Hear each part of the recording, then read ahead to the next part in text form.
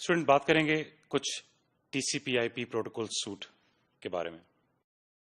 Students, transmission control protocol and internet protocol suite, which governs the protocol communication or the set of protocols in a layered architecture that govern today's internet. Since TCP/IP protocol is the protocol that we follow not just in this particular course, but in our computer networks course as well. The different layers that we are going to be talking about in this particular lecture will form the basis of the different areas of this course that we are going to be exploring, the different layers of the TCP/IP suite that we are going to be talking about in this particular course. Students, TCP/IP protocol suite के अंदर there are multiple layers. Protocol layering का जो concept हम लोगों ने discuss किया था, that is what is deployed in a TCP/IP protocol suite. Each layer performs a specific function. Each layer is dedicated for that function. Each layer works in a hierarchical manner. Hierarchy का क्या मतलब है इसमें? Each upper layer uses the services of its lower layers. Hierarchy is there in a TCP/IP protocol suite. Students, TCP/IP protocol suite was presented by Vint Cerf and Bob Kahn in 1973 in the form of a paper that they wrote, a research paper that they wrote. And it was refined and refined by its use in ARPANET and other networks until the 1983 part of it, when this protocol suite was made or announced as the official protocol suite of the internet. Students, slide की जानिब चलेंगे and we'll look at the layered architecture of the TCP/IP protocol suite. Students, on the left hand side, you can see the original layers of a TCP/IP protocol suite. What do I mean by that?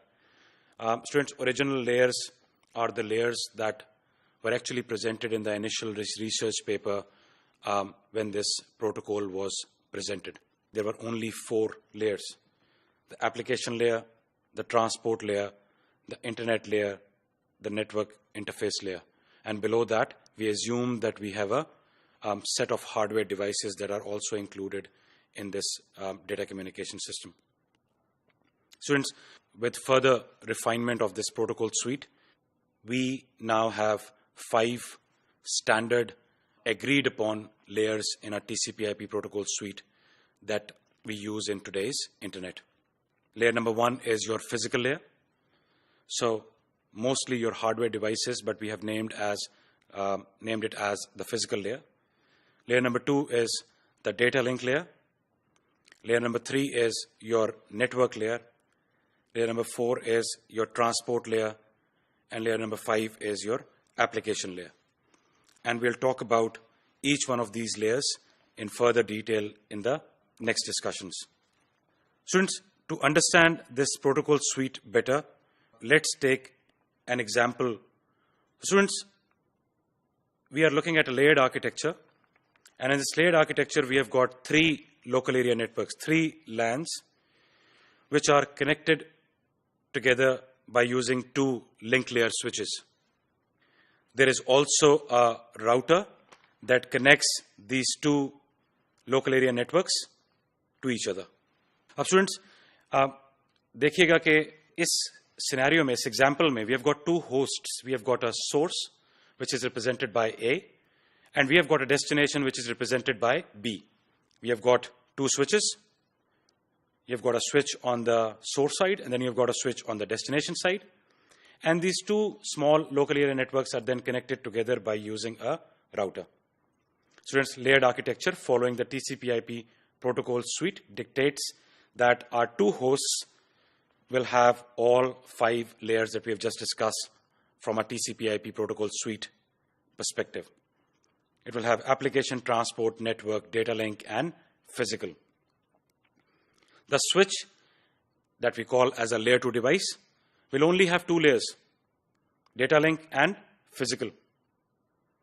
The router, which we call as a layer 3 device, routing device, will have 3 layers: physical, data link, and network.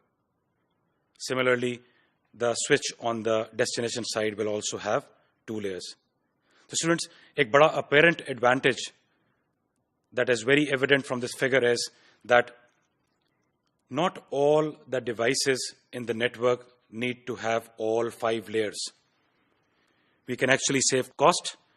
We can reduce complexity by having just the layers that are required in the connecting devices or in each of the devices that are making up a part of the network.